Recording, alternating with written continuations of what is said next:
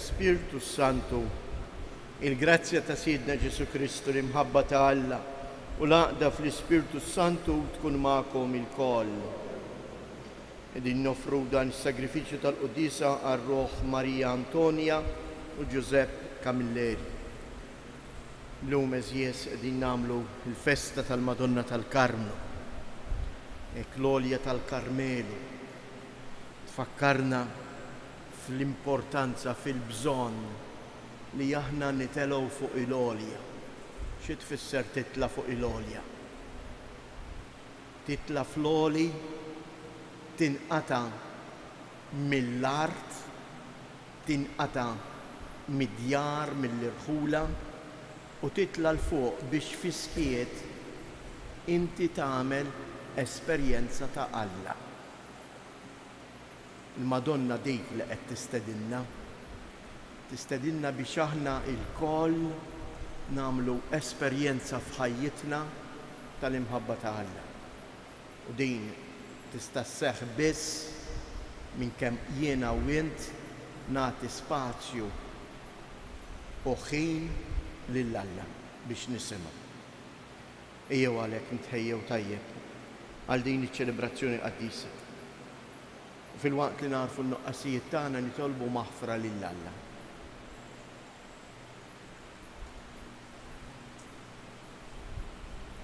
Mulej ħniena, Kristu ħniena, mulej ħniena. Iħenna lina Alla li jista' kollox jaħfrilna dnubietna u jwassalna għal ħajja ta' dejjem. Nitolbu.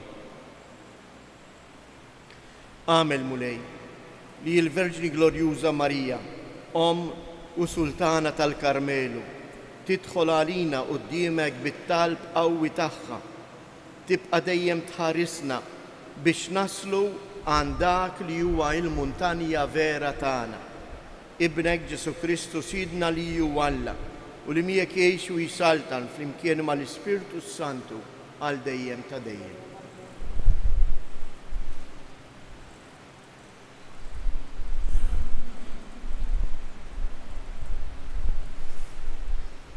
Qari mill-ktieb tal-Profeta Zakkarija.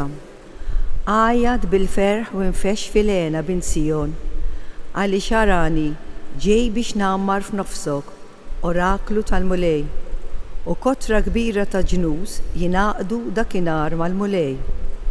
Huma jkunu il-poplu tiegħi, u jien nammar f'nofsok. Imbagħad inti taraf li l-mulej tal-eżerċiti batni għandek. Bil-mulej jieħu l-Ġuda bħala semu mill-wirt fl-art imqazza u jerġa' jaħtar lil Ġerusalem. Żommu skiet quddiem il-mulej, intom il-ħajjin il-koll, għastembaħ mill-amara imqazza tiegħu.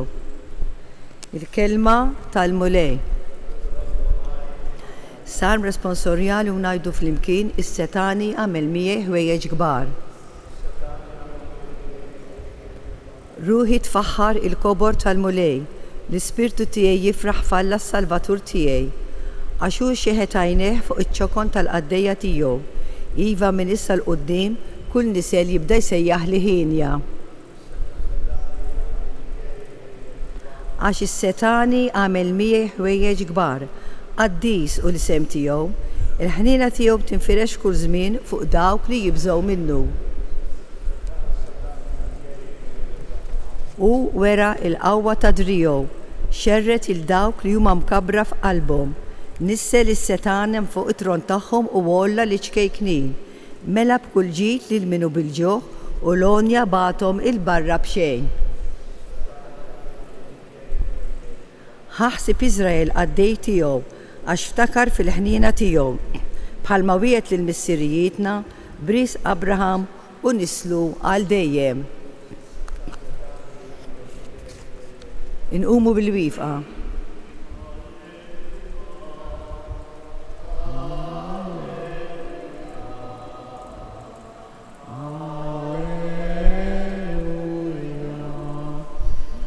Ħinja dawk li jisimgħu il-kelma talla u biħarsuha.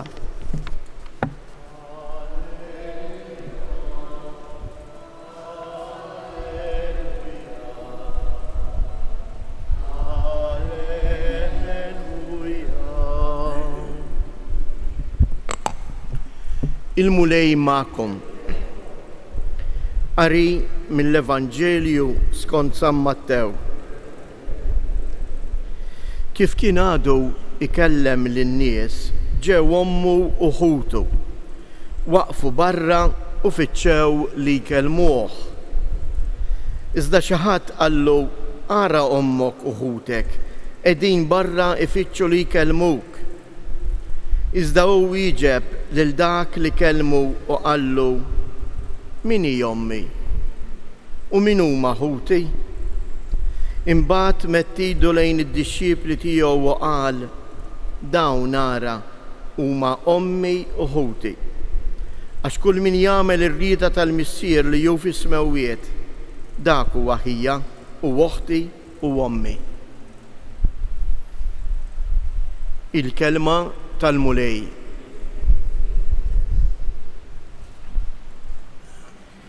Mhuwiex Vanġelu ħafif dan li għadna kemm smajna għal żewġ raġunijiet. L-ewwel raġuni għax forsi nifhmuh ħażin. U t-tieni raġuni għaliex huwa Vanġelu li lilna qed ipoġġilna sfida. Għaliex nistgħu nifhmuh ħażin? Nistgħu ninterpretaw ħażin meta nisimgħu dak li qal dak ir-raġel lil Ġesu: ara hawn ommok u ħutek. Mena Kristu kellu ħutu, mena l-Madonna kellha tfal oħrajn, xejn affattu. Imma għaliex tintuża il-kelma ħutek? Għal poplu ludi sat-tielet u r-raba' ġenerazzjoni inti meqjus bħala aħwa. Għax fil-mentalità u fi żmien Ġesu il-familja kienet familja estiża. Aħna bil-Malti ngħidu ir-razza u r-radika kollha. Probabbilment dawn li marru ma' om Ġesu kienu tzijiet, kuġini, raba tiegħu. Raba tiegħu. Issa aħna bil-Malti għandna din il-kelma sabiħa, raba, li ġejja mill-kelma qarib, qrib tiegħu. U f'kelma waħda Ġesu jgħidilhom: min huma dawk verament li huma qrib tiegħi? Min huma dawk li jagħmlu parti mir-razza tiegħi? Mhux tant dawk li ġejjin mill-linja tad-demm, imma huma dawk li l-kelma tiegħi jisemgħuha u jgħixuha. Bir-raġun infatti meta jiġi biex jitkellem Sant'Ustin fuq il-Madonna u għandu frażi sabiħa u jfisser anke dan li qed ngħidu u jgħid: Marija qabel ma nislitu fil-ġuf, nislitu f'qalba u f'moħħa. U dan huwa l-proċess jekk jiena rrid insir bniedem qrib ta' Ġesu, qarib ta' Ġesu, bniedem li nagħmel parti mir-razza jew aħjar mill-familja ta' Ġesu. Anke l-kelma familjari, inti wieħed minn tal-familja. Kif jiena u int nistgħu nkunu familjari, membri tal-familja ta' Ġesu? L-ewwel qabel kollox dan huwa don li jirċivejna. Irċivejnih fil-magħmudija tagħna. Aħna ġejna imlaqmin kif jgħallimna Pietru fi Kristu. Imma bħal kull tarbija mhux biżżejjed li titwielet biex tgħix, trid issostnija, trid tgħinha tikber. Hekk ukoll jiena u int biex ngħix irrid niekol. U l-ikel tan-nisrani huwa xejn għajr il-kelma talla u l-Ewkaristija. Ejjew nitolbuha llum lill-Omna Marija,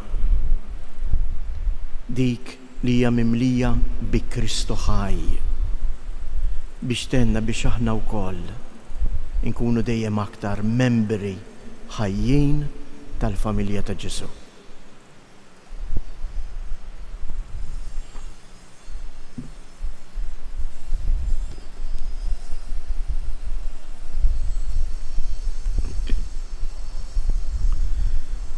Il-Verġni Marija hija eżempju ta' kif aħna l-koll nistgħu nilqgħu il-kelma ta' Alla u nwettquha f'ħajjitna. Nitolbu u ngħidu tidħol għalina quddiemek mulej Ommok Marija. Tidħol għalina quddiemek mulej Ommok Marija. Nitolbu għall-Knisja sabiex il-persuni konsagrati jiskopru ta' kuljum il-ġmiel tas-sejħa tagħhom u jkomplu bħeġġa iwaslulna il-kelma ta' Alla. Nitolbu.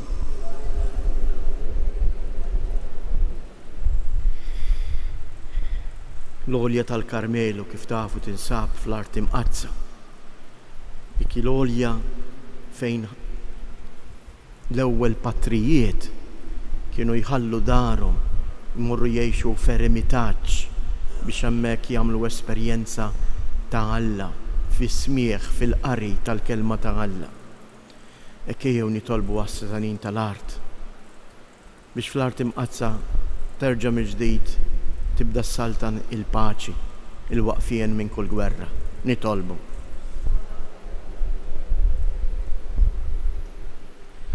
Sabiex aħna wkoll narfu nilqgħu l-istedina li Ġesu qed jagħmlilna. Dik li nilqgħu il-kelma tiegħu. Nitolbu.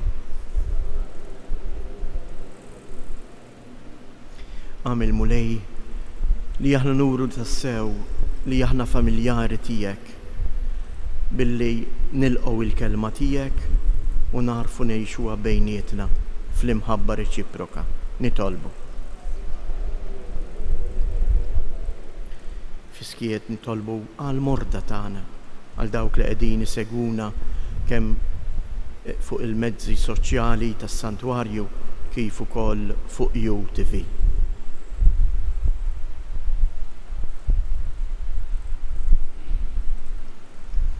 Aħna nagħmlu t-tifkira tal-Verġni Mqazza Marija, għamelu mulej li bit-talb tagħha aħna ikun jistħoqilna naslu għandek int li jent il-quċċata vera tagħna. Int li tgħix wis-saltan għal dejjem ta' dejjem.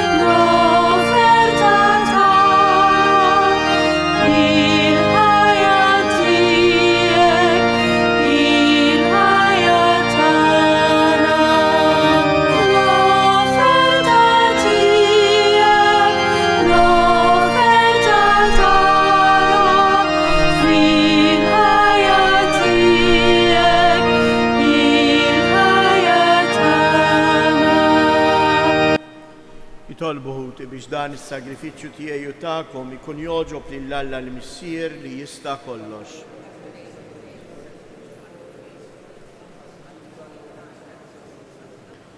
Bil-qima kollha nofrulek mulej dawn id-doni fit-tifkira solenni tal-Verġni Mqazza Marija biex waqt li nsiru nixbħuha fl-imħabba tagħha għal qadi tiegħek jistħoqilna nissieħbu dejjem aktar fil-qrib fil-opra tal-fidwa bi Kristu Siedna.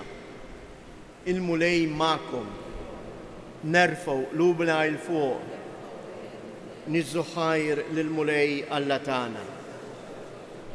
Sewwa u xieraq tas-sew mulej missier qaddis, Alla ta' dejjem li tista' kollox, tajjeb u taġid tas-salvazzjoni tagħna li dejjem u kull imkien inroddulek ħajr, infaħruk u nberkuk u nxandru il-kobor tiegħek fit-tifkira tal-Verġni Marija il-Karmelu. Hija laqet il-kelma tiegħek u ħarsita f'qalba, marbuta b'mod tal-għaġeb mal-misterju tal-fidwa issieħbet fit-talb mal-Apostli, tistenna l-miġja tal-Ispirtu Santu.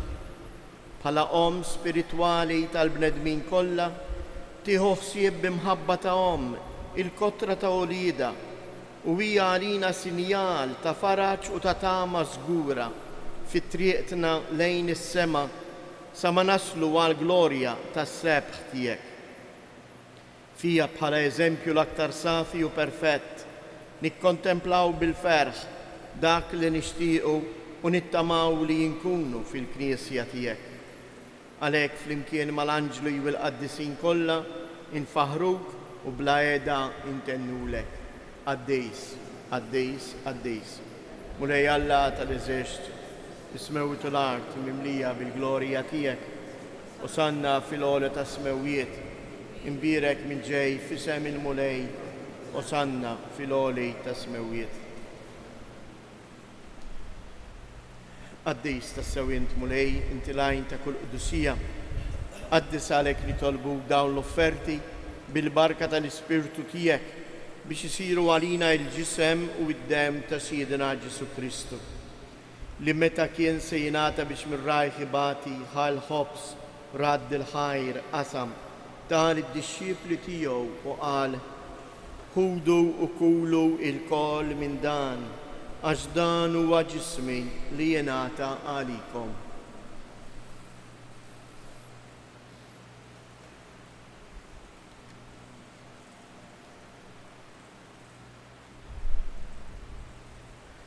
Ekku koll wara li klaħal kalċi riġarad il-ħajr tal id-disċipli tiegħu u qal: ħudu u jxorbu minnu il-koll, għax dan huwa l-kalċ ta' demmi tal-patt il-ġdid li jibqa' dejjem, id-dem li jixxirret għalikom u għall-bnedmin kollha għal maħfra ta' dnubiet.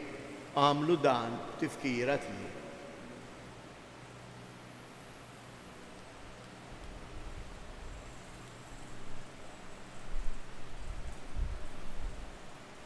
Danu il-misteru tal-fidi, inħabru l-mewt tiegħek mulej.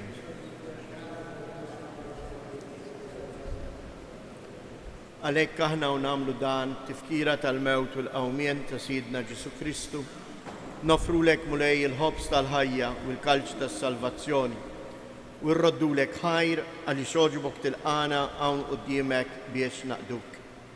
U mit-ċokontana nitolbu li l-Ispirtu Santu jaqqadna f'ġisem wieħed lilna li nieħdu sem il-ġisem u id-dem ta' Kristu.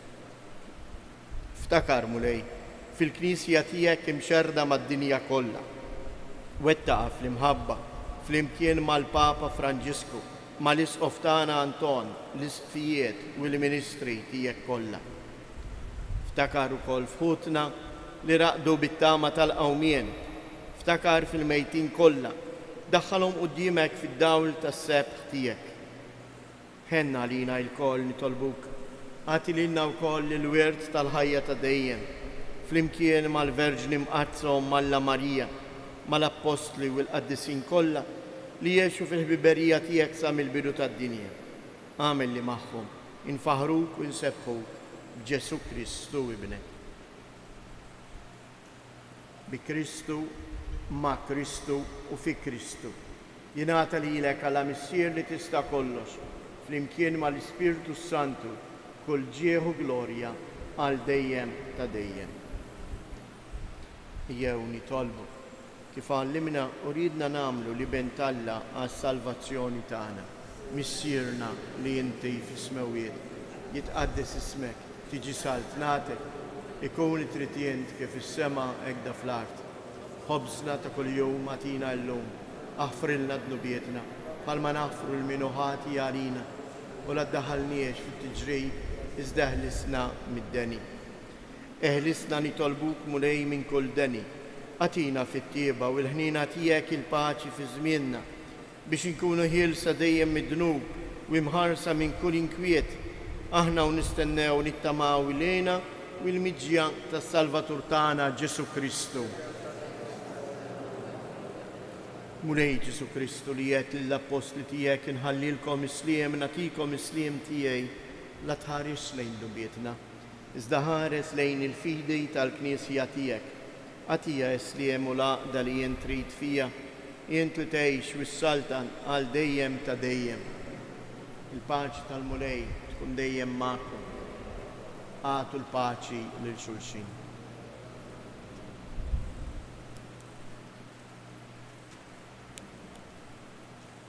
Ħaruf ta' Alla li tneħħi d-nubiet tad-dinja ħinna għalina. Ħaruf ta' Alla li tneħħi d-nubiet tad-dinja ħinna għalina. Ħaruf ta' Alla li tneħħi d-nubiet tad-dinja għatina il-paċi.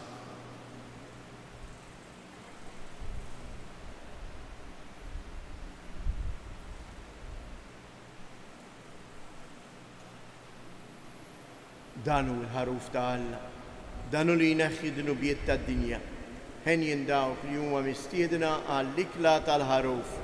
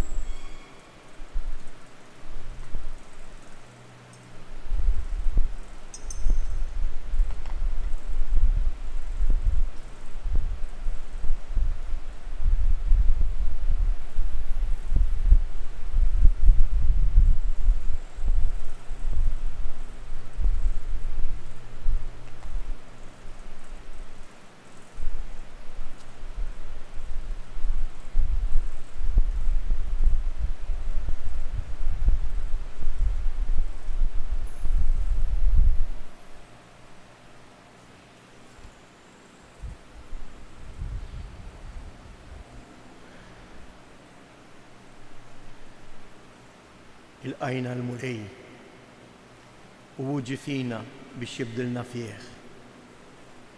Jew nitolbuh biex il-kelma tiegħu fina li nisimgħu ma nisimgħuhiex għal xejn. Imma bil-qawwa tal-Ispirtu tinbidel fil-ħajja tagħna.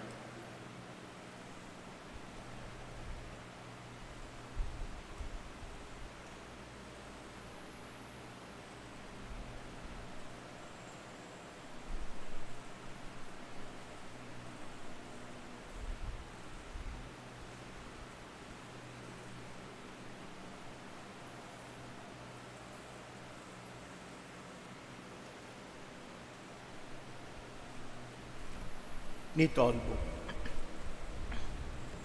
u Alla missier tagħna it-qarbina li għamilna bil-ġisem u d-dem mażiż ta' ibnek hija grazzja kbira tal-imħabba tiegħek għalina lilna li jikkonsagrajna ruħna għal qadi tal-Verġni Marija twettaqna u twassalna biex inkunu nixfuha fil-virtujiet tagħha bi Kristu Siedna. Il-mulej magħkom. Iberikkom Alla li jista' kollox, il-Missier, l-Iben u l-Ispirtu Santu. Morru u għejxu fil-paċi ta' Kristu.